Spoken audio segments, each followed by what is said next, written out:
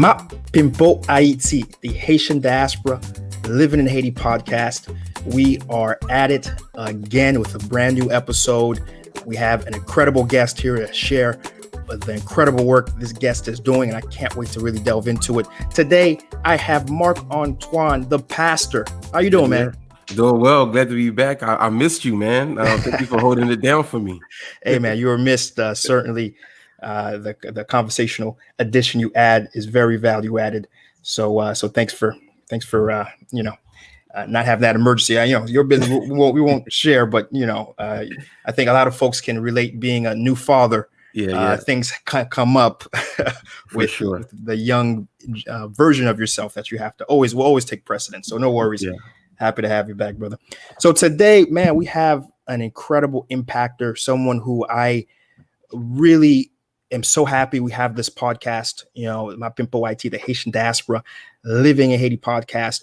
And this, because the way we used to do a lot of the presentations before in CGenti, it was kind of tricky to engage folks who are outside sort of the specific business vein, touristic vein as before. But Jacky Poteau, my guest, has always been someone who I've tried to figure out a way to engage. In fact, we have one of our most popular videos on CGenti, which is the Mirebalais episode. And, we're touring and seeing different parts of the city. We're viewing the hospital. We're viewing just different aspects and also getting a chance to talk about what we're going to highlight today, which is some incredible work that he's doing.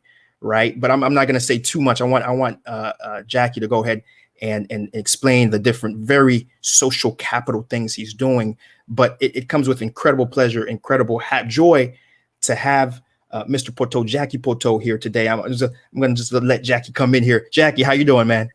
Good. Thank you very much, Chris, for having me on. And thank you, Mark, for joining us. It's a pleasure. Yeah. Pleasure to have you as well. Thank you.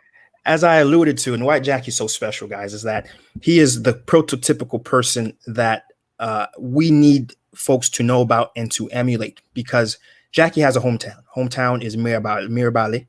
Mirebalais, for those who don't know, it's in the central department of Ish.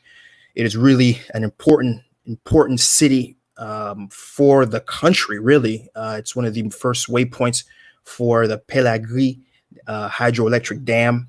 In addition, it has a lot of very important infrastructure. It's always been for a long time the medical hotspot of Haiti. For a long time, Cubans settled there and really engaged in philanthropy based there.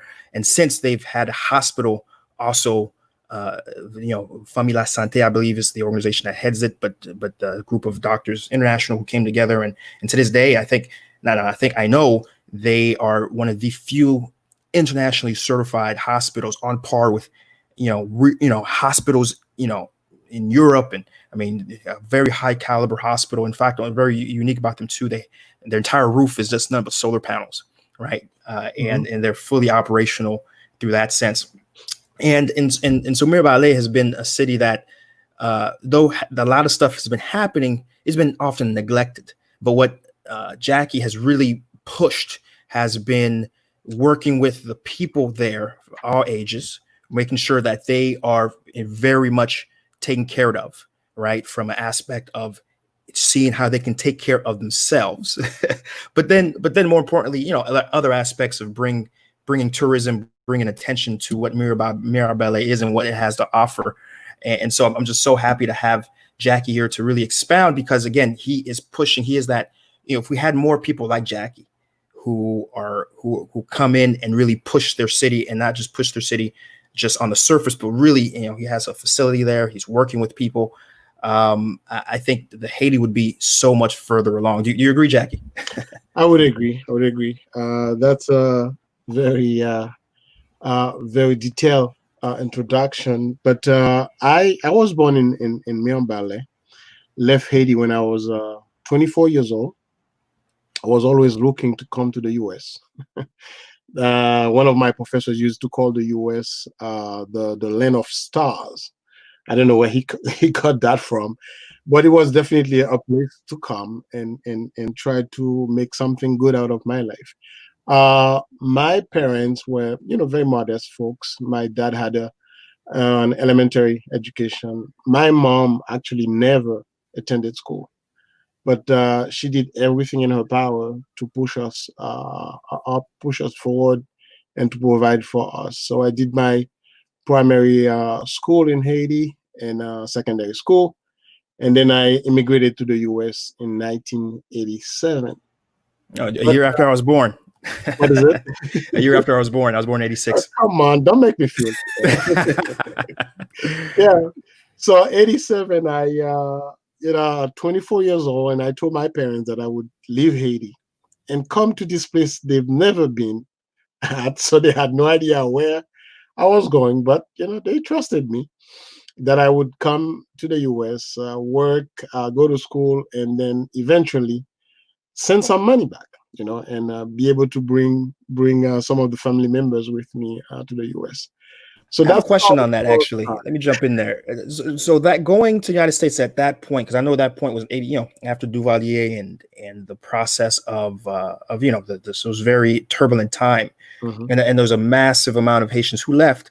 Was the Haitian U.S. government more opening? Like, was there like a special visa qualification for folks to kind of? I was curious about that, because even my parents, we left very shortly. I think around 88 or 89. And I've always been curious to understand the because now we live in, everything has to be done legal immigration. Was there a legal path, or was there some other way to get around to getting to America at that time? There wasn't anything special at the time. In fact, I was in hiding the same week Jean-Claude Duvalier left Haiti. And when I said in hiding, if at the time, if you had like a secondary education, or you did Rito or Philo, you became an enemy of Jean-Claude Duvalier. I guess for somehow his folks thought that you could replace him. So you had the potential of replacing Jean-Claude Duvalier, so they would hunt you down. So I had to go into hiding that same week Jean-Claude left Haiti. And after that, I got a job at Teleco, the old Natcom. So I worked there for a year, and then decided to leave Haiti. But it was just a special case. Someone arranged for me to get some papers in Miami, and that's how the rest is history. But you know where I'm going with this. So I ended up in the U.S. and got my my permanent residence a few years after that. Went to school, and then I'm the person I'm today. So there's a whole gap in between, and we can get into more details about that. But this is how I left Haiti. Now, one thing. So growing up, you were growing up in Mirebalais or in Port-au-Prince? I was always in Mirebalais, all the way up to Rito. So I did my philo at Lycée Pétion in Port-au-Prince, and then worked about a year and a half after that at Teleco. Then I left Haiti at 24 years old. Now, one thing I am curious about, because again, that means you grew up in the era of Duvalier, particularly in the late component before his departure. Now, you tell me, Jacky, and you can be earnest about this, as someone who lived it, how was it growing up in the Duvalier regime vis-a-vis perhaps how you see things now? Because a lot of folks like to paint a very rosy photo of things were so much better, right? And maybe there was aspects that it was better, probably in the overall security. But I don't know. You tell me, how, in your perspective, how was your experience growing up in the Duvalier regime? Yeah, because for folks my age at the time, I think we were just a little bit. We didn't really understand the full. Overall,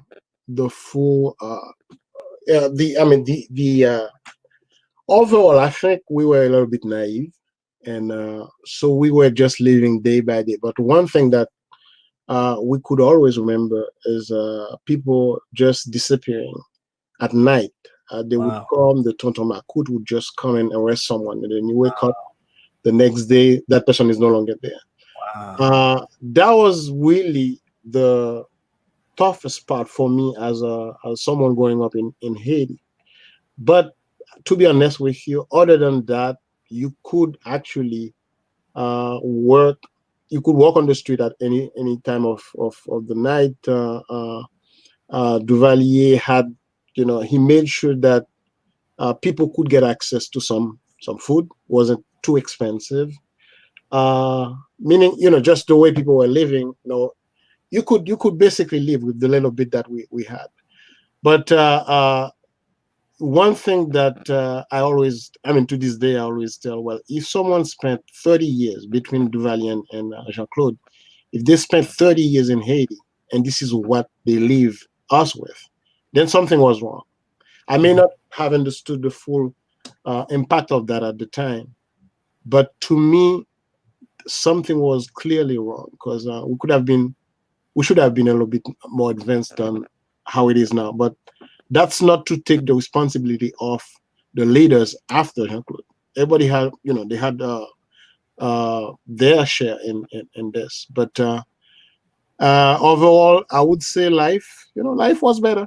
Besides the desperation, the unjust imprisonment and all that, I think was better. Sounds certainly there was a sense you were removed from some of the things that you probably knew about or learned about after, in terms of how, but I don't want this to be a political discussion, so no worries. I was just curious because given that you grew up in an era that a lot of us, because this podcast, we have a lot of millennials, a lot who listen, and also, so I thought I was just very curious why I had someone who really grew up on that, because I really do want to talk about that second part when you're in America, right? And you spent a lot of time in America. So tell us about that. You moved to what? To where in America did you move to? And tell us about that transition. You have really two transitions to talk about: the transition back to Haiti and now the transition to America. So tell us about that aspect. So yeah, when you were in America, transition to America. So December '87, I left Haiti, and so I wanted to see how Christmas was spent in the U.S. So I decided to leave Haiti on the 23rd of December. So I came I came through Miami, and it wasn't that big of a deal. I thought people would be celebrating on the streets, but wasn't the case. Some folks were at work the very night of Christmas, and then I spent about a week in Florida, then moved to Boston. So I've always been in Boston since '87, and when I came to Boston, got a job at a factory with through one of my friends. He was a supervisor there, and then I moved to another job after that, where I was just doing I was a tailor, because I used to do clothes in Haiti before I left Haiti. I started working at 14, actually, making shirts and pants for folks. So I came to Boston and got a job doing that, and then I got laid off one day. That's when I realized I need to go learn English. And to tell you the truth, Chris, I spent the first 4 years in the US not being able to speak 10 words of English. Wow.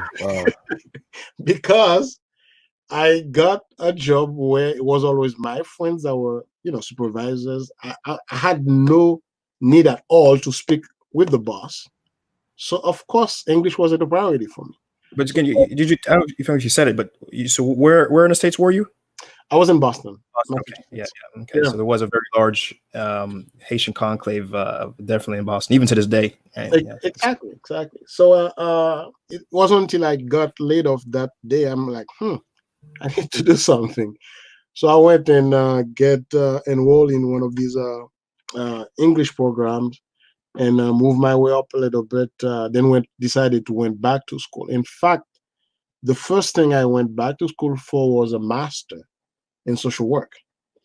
So there was this special program at Boston University where you would spend 6 months getting ready to get into the master program. So it was a special prep program for folks wanting to get into social work. Because at the time, there weren't that many social workers, Haitian social workers in the Boston area. So BU wanted to recruit, train some social workers. So that's how I started with Boston University, spent 6 months in the prep program, then got accepted into a 3-year master program. So I did that. But funny enough, I never worked as a clinician. So I went to clinical social work, but actually never practiced social work. I just didn't like it for some reason. But anything you learn in life, you end up using. And to this day, I think I'm still using some of the skills I acquired at the social work school. And then I spent actually 20 years working at the Justice Resource Institute, not as a social worker, but more as first as a case manager, and then I move up to become a database administrator. And then I went 10 years after that.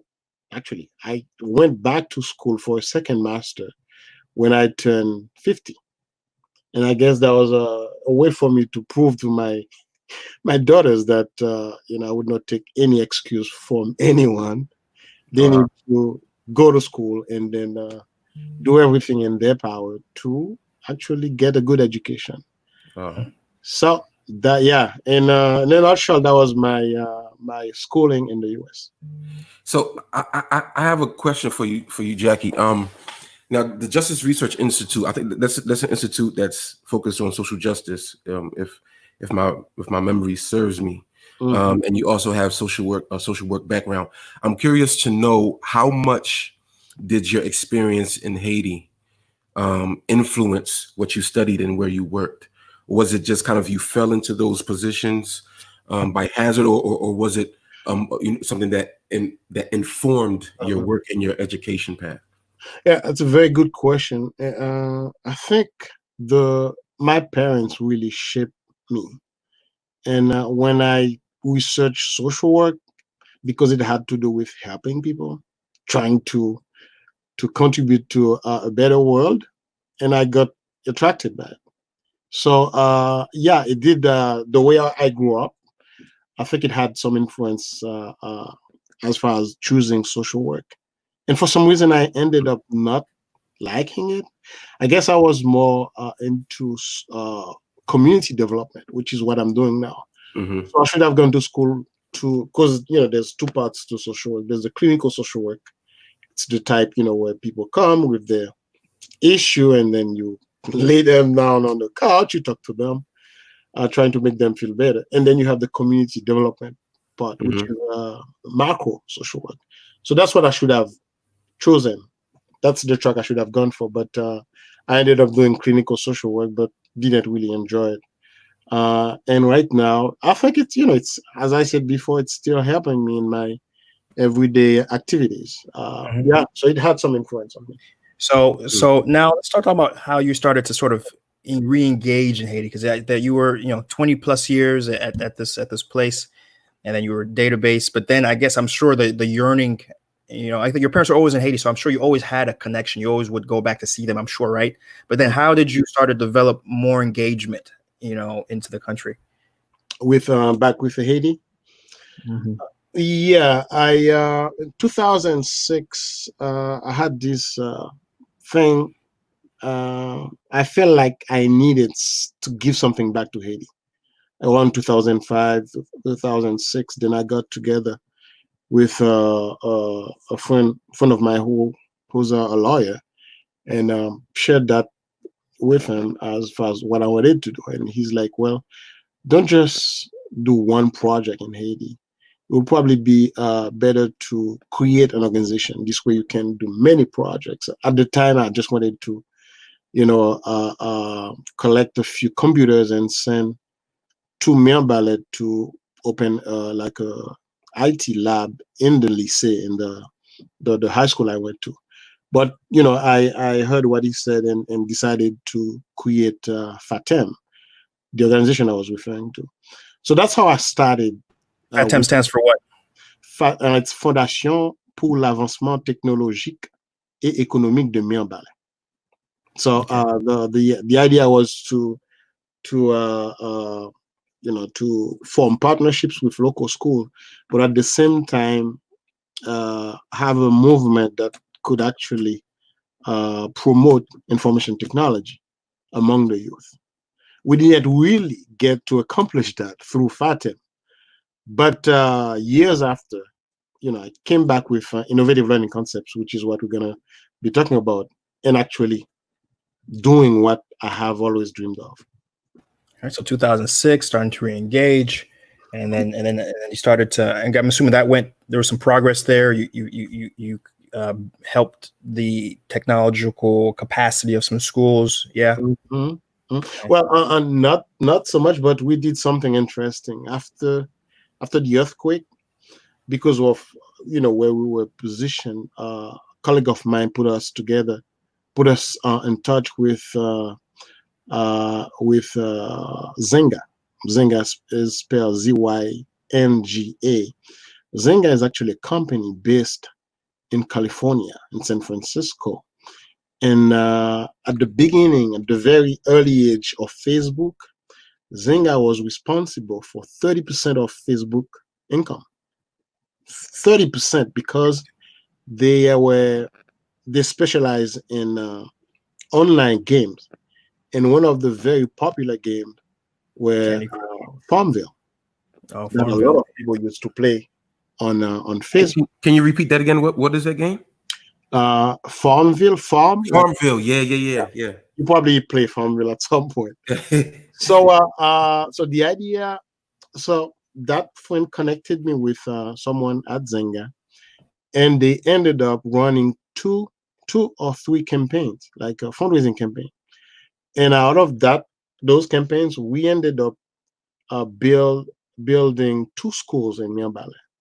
One in a small locality called Boyer, and the other one is in Nicola, on your way to Port-au-Prince from Mirabelli. Those two schools cost about $1.5 million, and the money was raised entirely on Facebook through Farmville. So that's one of the things that we've been very proud of, because that's what we accomplished through FATEM, and other activities that we used to do with FATEM is we used to provide teacher training, and we partner with close to, I think, was 15 schools at the time, and we would gather all of their teachers in one place and offer teacher training like every summer. And the other very significant project we had was a meal program, because at one point we were able to provide a school meal to 4,000 kids a day, because we had this special connection with the World Food Program, and through that we were able to feed some of the kids.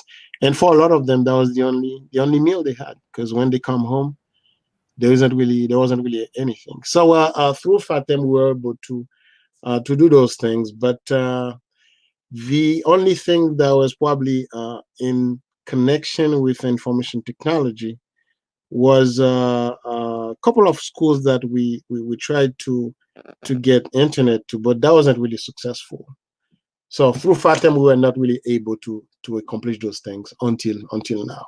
Okay, the reason I asked, because you started with the idea of getting computers and putting it into schools or a school. That's why I thought it was a continuation of that. It seems like that wasn't a success either. Okay, why not? I guess I remember we approached the director of the lycée or the high school at the time, and he wasn't really into it. Okay, yeah, I know. 2006. Even then, technology was still kind of new. So he's like, "What? What is these?" I'm probably thinking he didn't understand what these fancy little machines had any relevancy. Probably, I'm thinking, right? yeah. And there was a group after us that actually ended up sending computers to the lycée, and he just piled up everything in one corner and never actually put a lab together. So that was the worst. Of course, we know now the world is computers. So exactly, that's where that's where we're heading. So from there, okay. So you're doing social work. Now you mentioned the earthquake. Now, how did the earthquake affect, what you were doing in the country? And then, but then even then with Phantom, you were just kind of still living in America, right? And so I'm sure, how did the earthquake change the trajectory of you, your work, yourself? Were you in the country at the time? Walk us through that. Earthquake. Actually, I was in Croix de Bouquet the day of the earthquake. I was traveling from Mirebalais to Port-au-Prince, and it hit while I was in Croix de Bouquet. And I remember that night, it took me 7 hours to get to Carrefour Feuille, which is like a 2-hour distance. And so it affected me personally. I became a changed person after the earthquake. I see life differently. Where were you? Like when the earthquake actually was shaking the earth, where were you though? I was in a car. I wasn't driving. I was in the passenger seat, taking a nap. The safest place you could be, maybe. Is away from to the ground, shaking, the car shaking, and didn't realize it was an earthquake because I've never been through that until I saw the electric poles going, left and right, and I saw a fence, like a big fence, just crashing down, and there was a child walking by the sidewalk, and all of a sudden she was right in front of our car, and I'm like, oh, something is wrong. So that's when the driver realized it was an earthquake, and we stopped. But I'm no longer the same person. So I feel like. And you mentioned, so you kept on driving to your destination, and so you're saying it took you how long? 7 hours. And why is that? Just because the roads are just debris? The roads were blocked. We went through Cité Soleil, and it was a mess. You could see dead bodies covered in white drips on both sides of the road. Some places you would come to an entire house crashing down right in the middle of the street, so you have to go around. And we had a minister in Haiti at the time, so we had to they were helping pulling electrical wires up. It was a mess. And then the next morning I went back to Mirabelli because I could not get in touch with my family in Mirabelli. And on the way I stopped by the National Palace, and it was down. That's when I realized Haiti was hit by something major. I mean, when you have the palace in the country down, that's when I realized something big happened. But it did affect me and personally, but also brought some opportunities for us to affect some changes. That's the 2 schools were built after the earthquake, and we did a few other things after that. So it helped in a way. And I always say the earthquake was like the perfect storm. It was an opportunity for Haiti to see new days, but I don't think we dealt with it the right way. Yeah, time has shown we're paying the price. Yeah, time has shown we haven't. Now I know, so your organization did it sort of recalibrate, because so where does ILC fit in this? Like, how did ILC sort of come about? Was it right after the earthquake, or how did that transition? ILC was about 7 years after the earthquake. Okay. But something I've always dreamed of. Right after the earthquake, again, that same friend connected me with a young lady who passed away. God bless her. A few months ago, she used to run this organization called Sama Source. So Sama is work. Source is basically sourcing work. And what she used to do is go to Africa and train young people in technology, and then give them jobs from Amazon, IBM. So she used to call it micro work, because you know what I'm talking about, Chris. This is your area.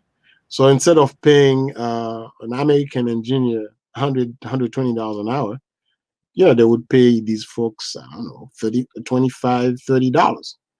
So in a way, the US companies save money. So this woman actually, we got connected, and there was a code developed by Digicel, not Digicel, I think it was Voila and Digicel at the time, 4636. And what it did, there was a bunch of military folks that went to Haiti to help, but they could not speak Creole. So there was an organization at the time who actually put together a platform, and if someone is trapped, someone who's a victim of the earthquake, say they wanted something, they would text a message to 4636, and that message actually ended up in Mirebalais, where we had 50 young people working, translating those messages and submitting them online. And then those messages made their way to those military folks who could not speak Creole, and they received those messages in English. So they were able to actually go and help, whoever needed help at the time. So that's how, that was the early days of ILC, but wasn't ILC at the time. I had no idea what was going to come after.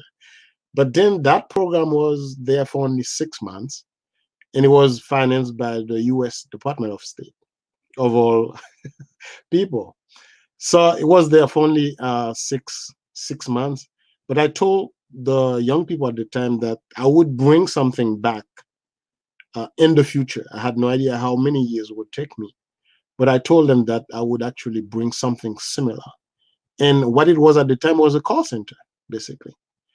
And then I reflected on that a few years and decided to bring a platform to Haiti to train young people in disciplines that would take them less than a year to learn. Things like I don't know, graphic design, website creation, data science, those kind of things.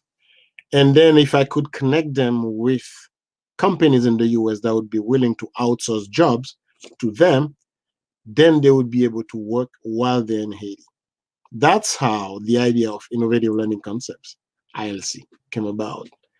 So there was a big gap in between the earthquake and when we started ILC, but basically that's what brought us to what we're doing now. Of course, you're staying very busy, as you mentioned. You help with construct 2 schools right afterwards. But were you at that point living in Haiti? Like, when did you decide, hey, I am gonna transition, move out here? And how did your, because you had a family at the time, how did your family take it and that whole process? Well, I've always wanted to, I always want to retire in Haiti. Well, you in Haiti, you preceded me. But I don't want to be this, old little man in a nursing home in the US. So I've always wanted to retire in Haiti. So when I got the position to work with HDI, was like the perfect excuse for me. And to the part as to how my family HDI is it not well. what is HDI? HDI is a Haiti Development Institute. Okay. And basically, in a nutshell, what we do, we provide training to reinforce organizational capacity of nonprofit organizations, mostly those outside of Port-au-Prince, because we don't like to go to Port-au-Prince. So we do training for them on program management, project management, finance, and so we do that in connection with experts in those areas. We don't do the training ourselves, but we partner with other folks to do the training. Are they NGO, or were they? What's their story? Was this founded by? Were you a founder? Like, how did No, HDI was founded by an American couple, actually, Jim and Karen and Sarah. They live in Boston. They're very close with Partners in Health in Haiti, very good friends of Haiti.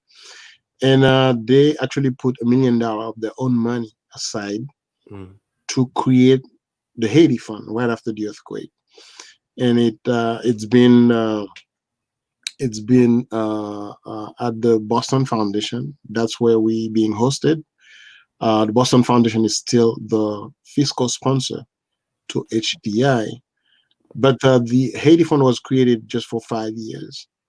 And after the 5 years, during the 5 years, they made about 140 grants to organizations both in Haiti and in the greater Boston area. But at the end of the 5 years, they decided to continue with the work, but to change the mission of the organization. So it became the Haiti Development Institute. Instead of just making grants, they decided to instead help organizations develop their capacity and provide them with training and financial assistance at the same time. So that's what HGI does. So we based in Alcaide.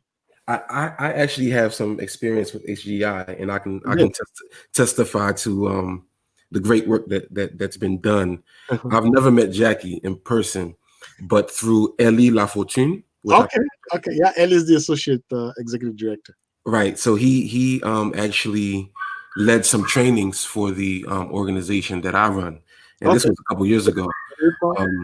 Say it again. What is your organization called? Tier Fund. Okay. Tier Fund. So so really great work there, and we've been really blessed to participate in a lot of the things that HDI has run in terms of training and things. So great job with that, Jacky. Thank you.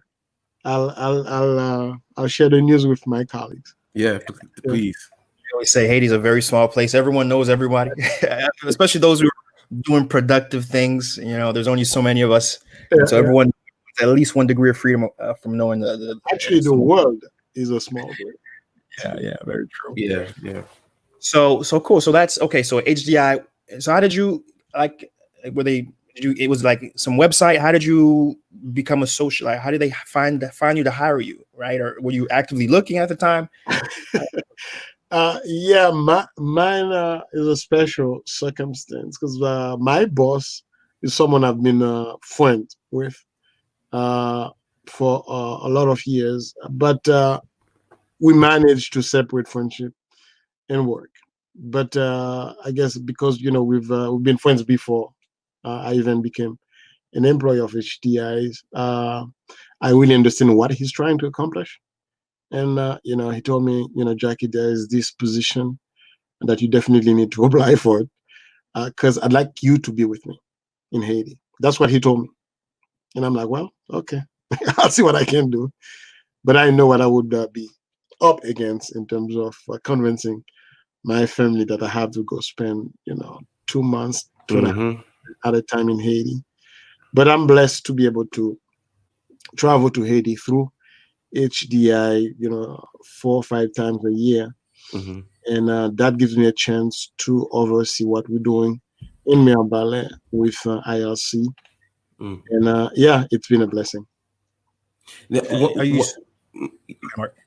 one thing I wanted to ask, I think Jacky offers a bit of a different dynamic because in our previous interviews, it's mostly been people who are much younger, around our age group, and I think Jacky offers a different dynamic in the fact that he's a bit wiser, if I can put it that way. Older. So I'm wondering what was it like?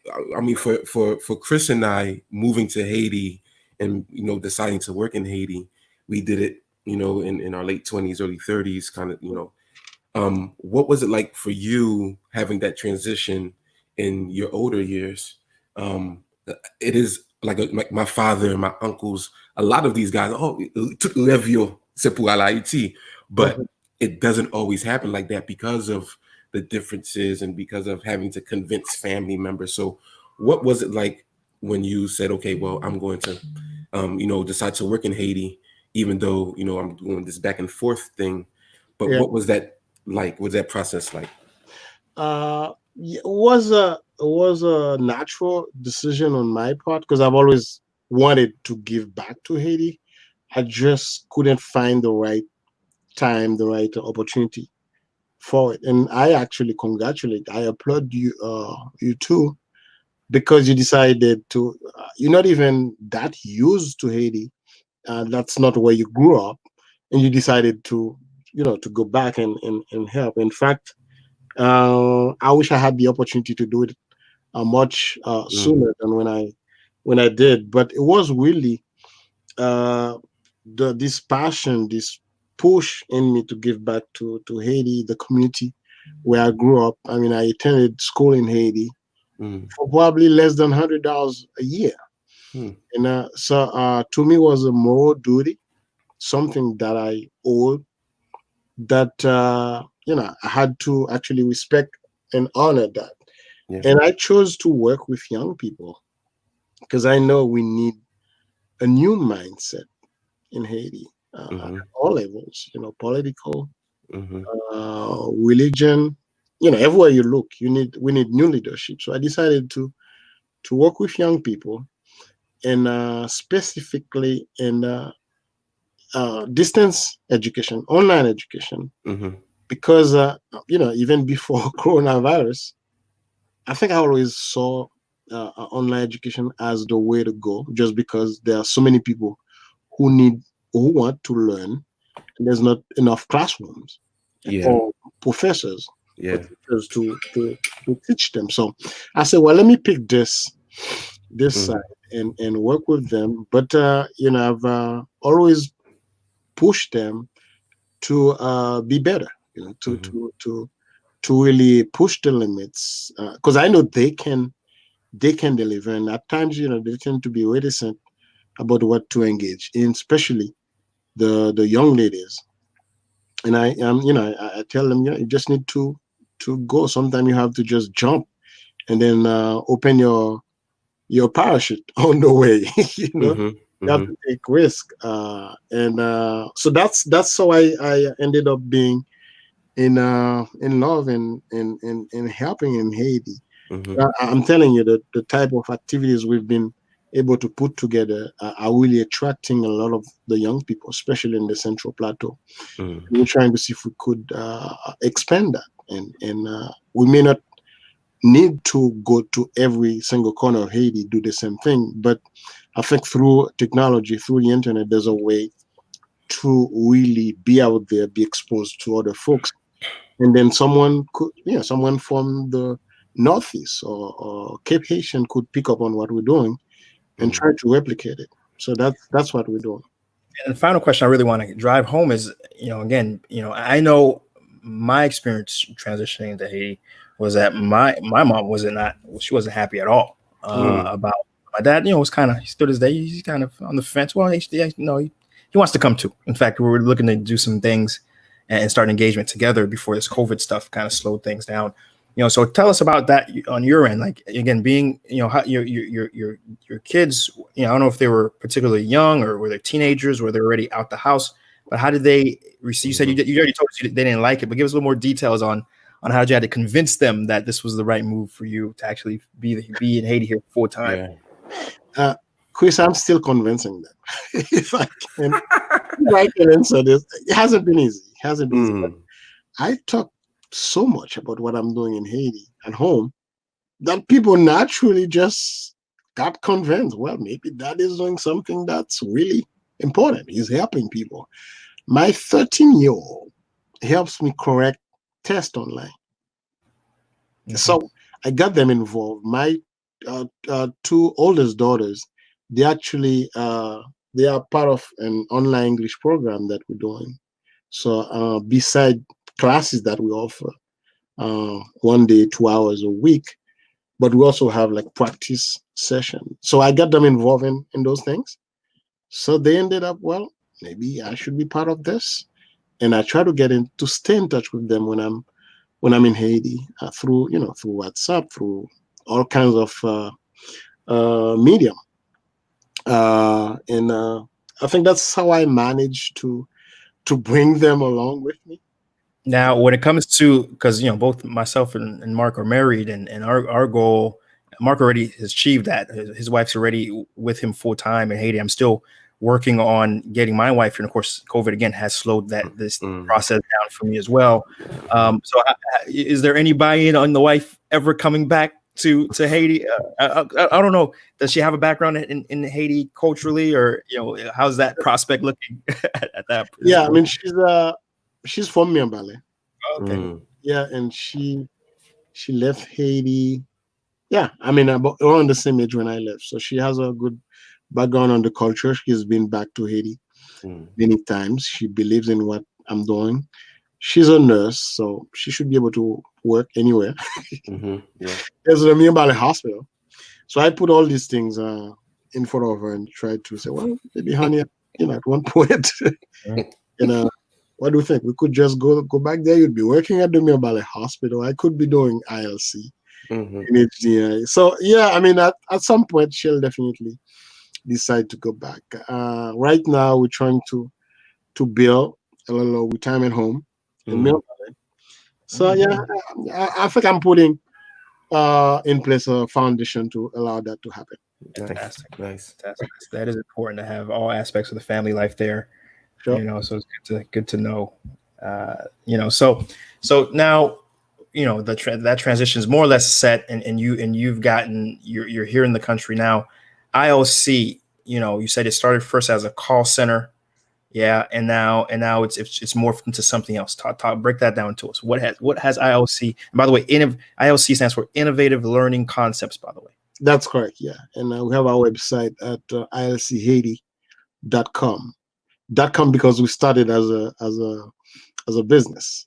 I'd say a social business, but we're still trying to find ways to support our operations. So we ended up switching to being a nonprofit, but a nonprofit that we want to run like a business. And we have activities that are bringing some income, although modest. Right now, some of the programs we offer is first the English program. That's how we started. We're very fortunate to have Professor Susie Zeiger, who lives in the Boston area, but someone who taught English to Haitians in New York for 30 years. So she's a veteran. She speaks both French and Creole fluently. So she traveled to Mirebalais and stayed there for 3.5 months to help us launch ILC. So English is very, very key to us because, to me, it's the language of commerce. It's the language of technology. And Chris, you know what I'm talking about. If you don't speak English as a young Haitian now, you have very few opportunities, right? So we start with English, and we provide English learning at 2 levels now. Beginners, we have a face-to-face class at our center in Mirebalais. And we decided last year to launch an online version of the program for intermediate level students, people who can actually, form a sentence, who can participate in an exchange.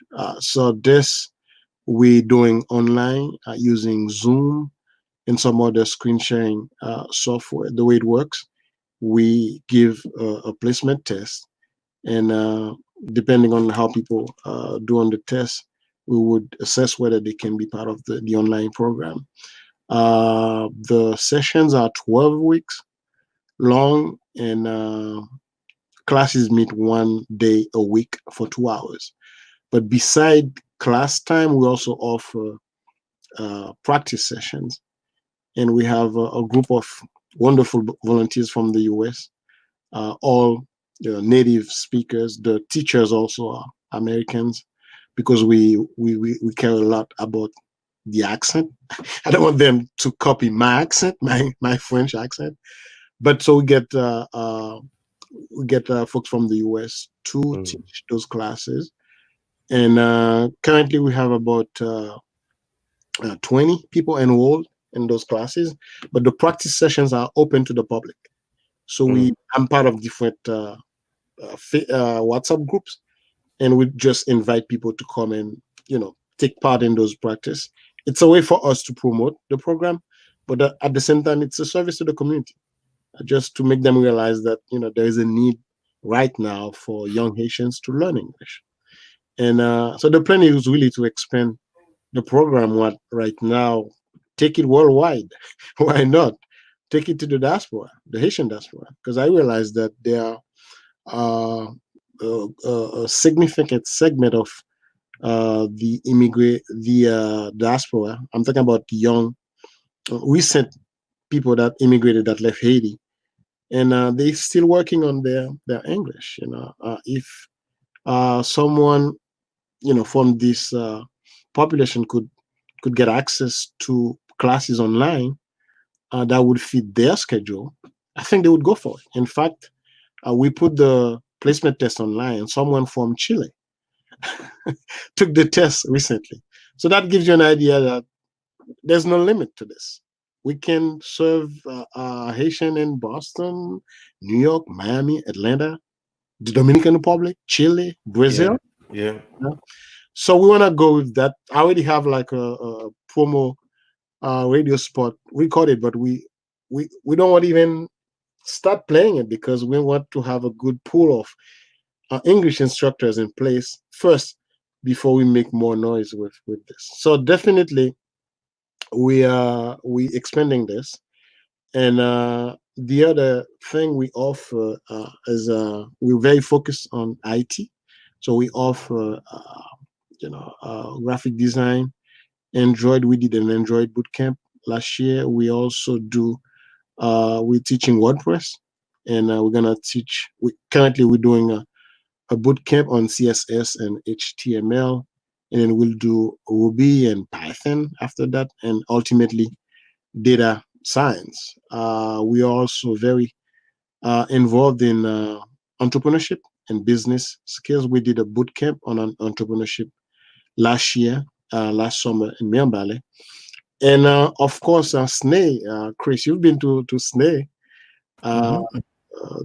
this annual forum we do, just to move conversation about information technology out of Port-au-Prince to the provinces, because we believe there's a lot of young people that are very smart, just like people who are in Port-au-Prince, and they need to have access to what it is that they can do with internet.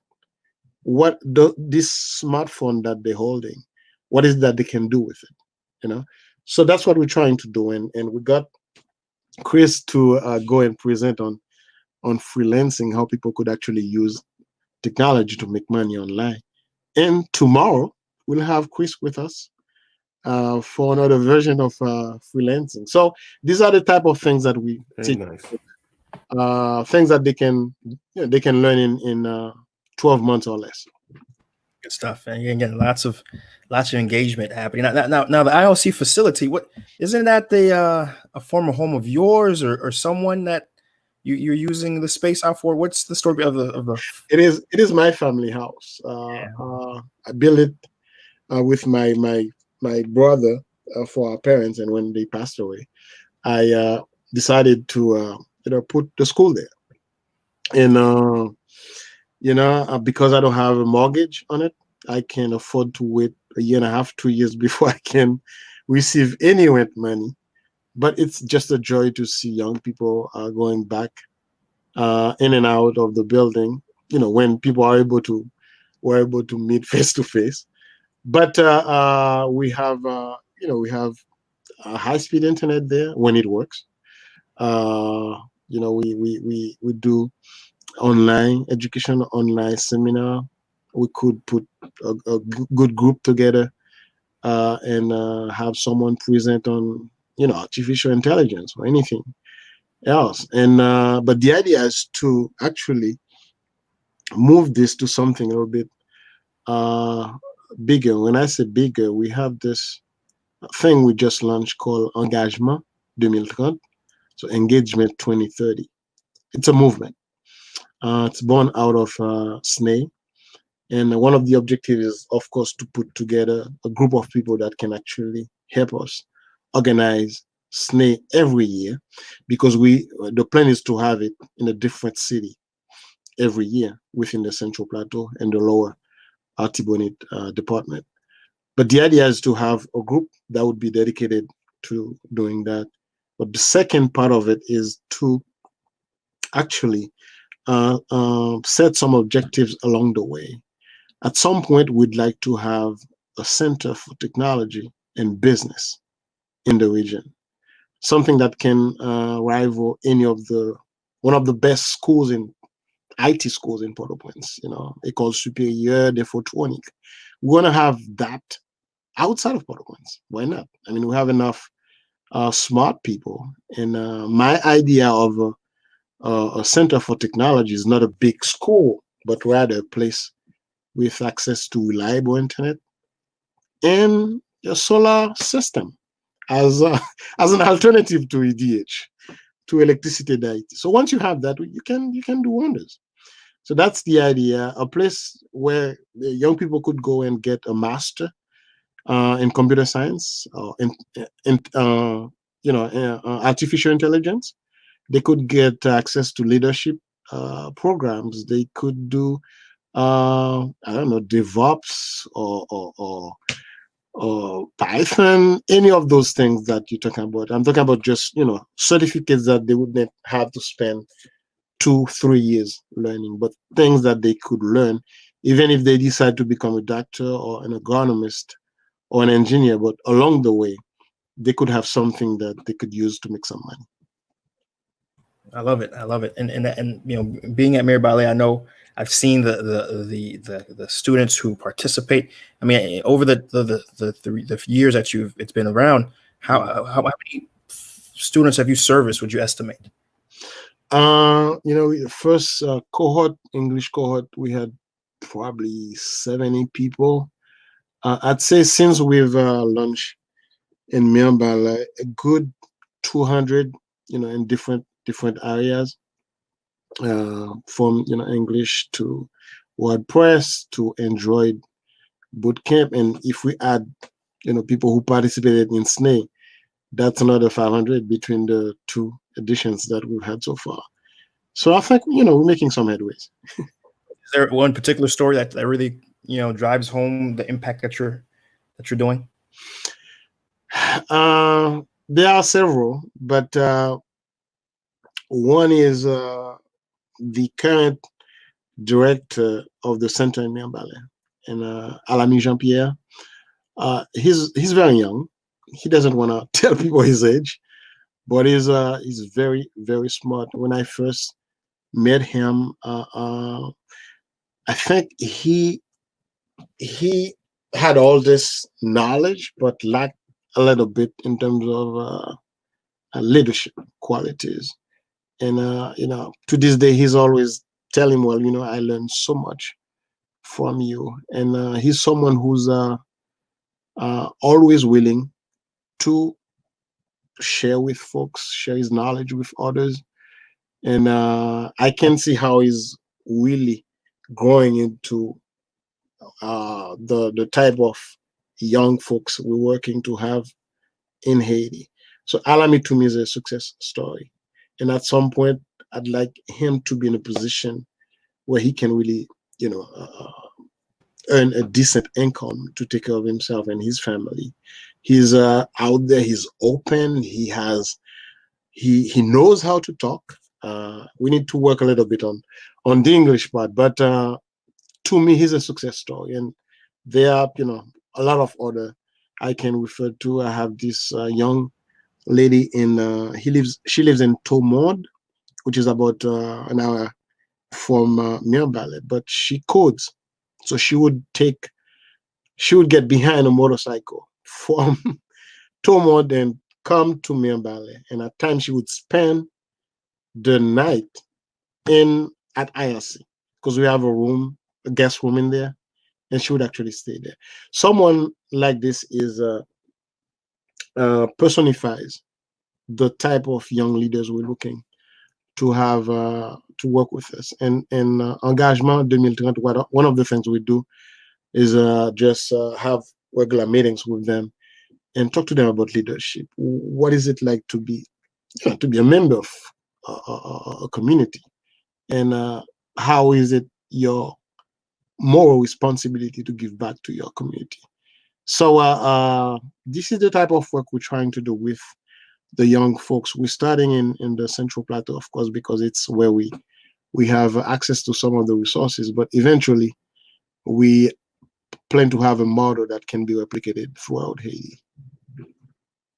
Yeah, I love it. I love it. And I met Alameda. He's a great young man, and a lot of energy and tenacity. And certainly, we do hope opportunities to keep flowing his way. Now, I know, I really. So it sounds like what would you want most from our listeners, like to help this? Because obviously, this is something that is run through the assistance of others, right? Through, I'm not sure how you get funding exactly, if it's grants or if it is donations, but I'm sure it's not just money that's needed. It sounds like you work with English speakers. Sounds like you said you're looking for actual instructors. What's the big thing? If listen to our listeners now who would want to help all this awesome stuff that you're doing, right? How can they plug in? Currently, we thrive on small donations. We have a couple of people who really like what we're doing, and instead of starting something new, they decide to go through us and help make it happen. So we get some small donations. One of our first really official funder is the U.S. Embassy in Haiti. They help us last year with a small grant, and we use that to support the program, to offer a stipend for the first time to our volunteers in Mirebalais. So someone who's listening now and want to help, our website is ilchaiti.com, and they could help financially, but most importantly, we're looking for English teachers, certified English teachers, to help us take the online English program through the diaspora. And I'm talking about, pockets of where we have almost the Haitians. So if someone is certified to teach English, or they know a friend who is, even if they're not certified, they can still help as a conversation facilitator. And what that requires, it's a 12-week commitment, 1 hour a week, and we can pair them up with 4 or 5 students, and in an hour they can choose any topic and discuss that. Just find any excuse to get them to practice English. So we do that. And if they know any organizations that would be willing, any funder that would be willing to support the kind of work that we're doing, English and information technology programs, coupled with entrepreneurship skills, then by all means they can give me a call, or find me on WhatsApp, 508-577-3488. We'll include that information. Now, the last thing I want to ask myself is really, because what you're doing, Mirabelli, is so important, and really, you're really helping, transform the environment there. Like few people I've ever met been able to engage. In fact, you inspired me, because I'm my ancestral sort of home from where my parents, my father's from in particular, is Miagwan. And I'm certainly, because of your lead. In fact, I remember when I went to the SNEI conference, this nice little hotel, bed and breakfast sort of. Well, it was a very nice bungalow sort of hotel. And I'm like, man, I would. What if I did like this in Miagwan? Like, so it got me thinking, like, how can I develop my own ancestral area commune, right? And so it leads me to ask, how, if, because you mentioned yourself, you do want this to happen. You do want a sort of, a lot of different areas, maybe a Port-au-Paix, or maybe a Jérémie, maybe, Tamazo, just all over, to have these sort of transformative movements, and you can have these, as you mentioned, community development, and maybe have a particular center or facility act as that sort of lightning rod to draw resources and then redirect it in the community. How do you see that happening? Right, you probably have somebody listening right now who also has ancestral homeland that they have visited or would like to re-engage and help transform as well. And now that you've been on the ground now for so many years with Mirebalais, I'm sure there's some lessons learned, and there's some tips, some tricks, some action plans you would love to impart to people. So help us out, feed us that information to help change Haiti. Yeah, well, I would start with two things. One, you have to have a passion to do this. I don't count the hours I spend doing this, and that's whenever you have fun working, then it's not work. I think that's my way of putting it. So you have a passion. You have to have a passion.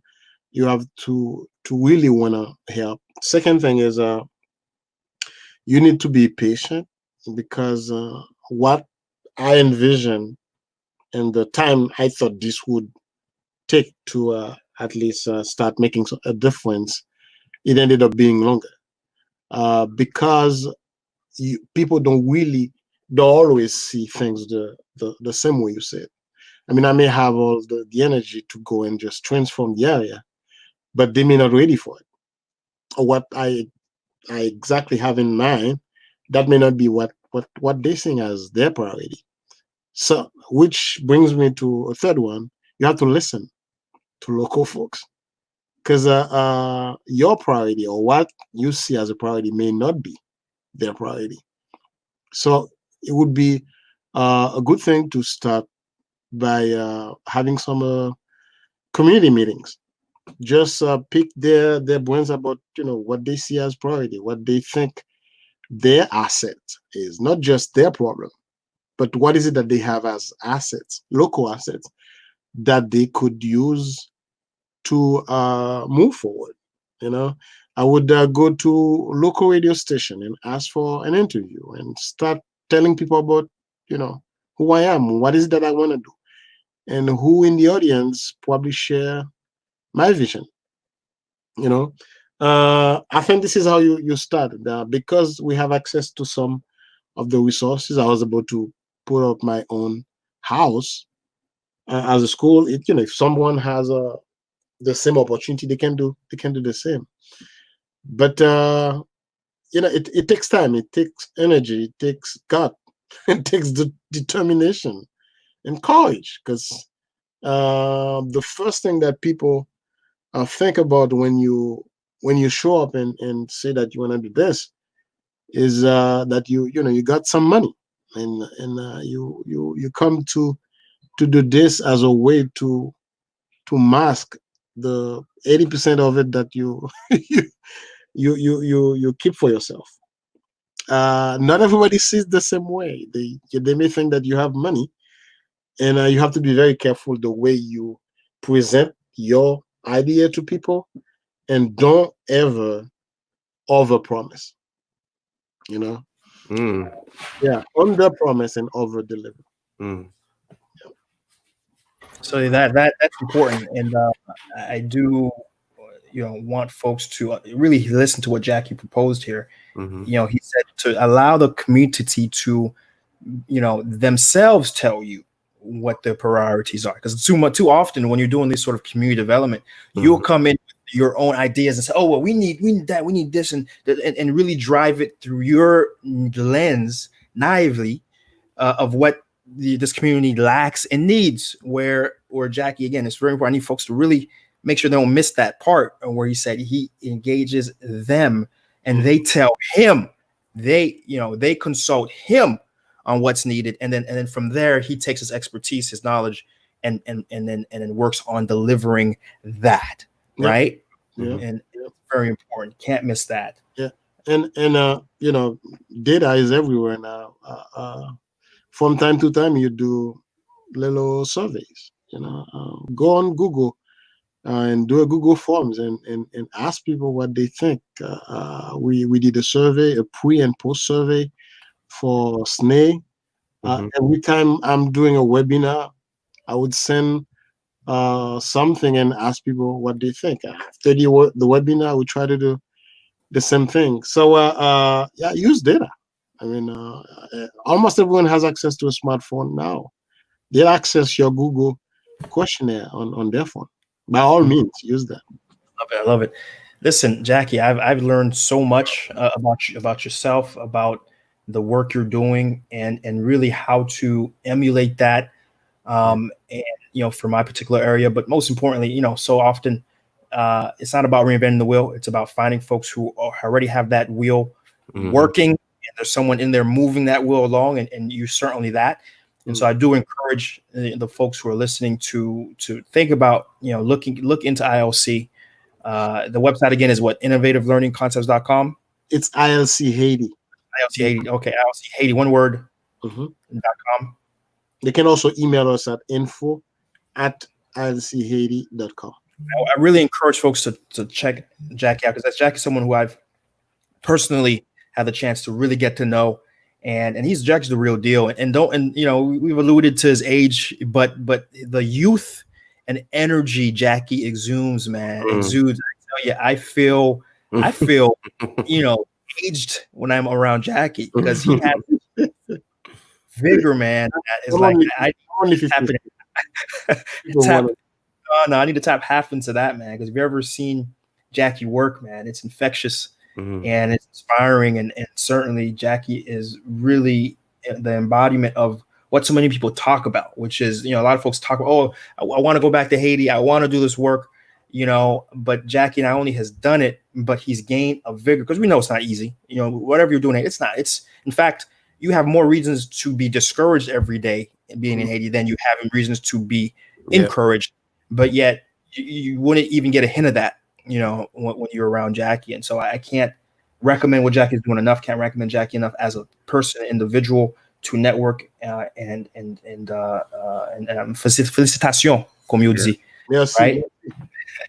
So Mark, what's your take, man? Well, I've really just been honored and privileged to sit and listen. Jacky's someone who I've heard a lot about, but never got a chance to meet. And so even virtually, just listening to him, just been a blessing. Like my mom always said, and you'll be very wise.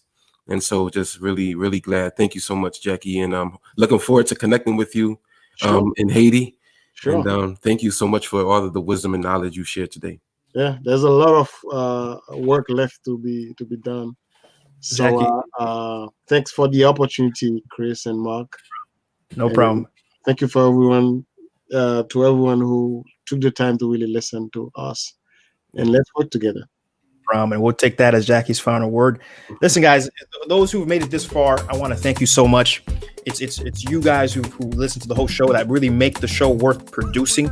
Ma Pimpo YT, the Haitian Diaspora Living in Haiti podcast. Again, our mission, as always, is to provide stories, experiences for folks who are interested in knowing what it's like to be engaged in the country on many different levels. So we're going to be out here producing this as timely as possible, especially during this COVID times when we can't be in the country, at least myself, and produce the content, CGNT content you guys may be used to. But, we're on every medium. We're on Spotify.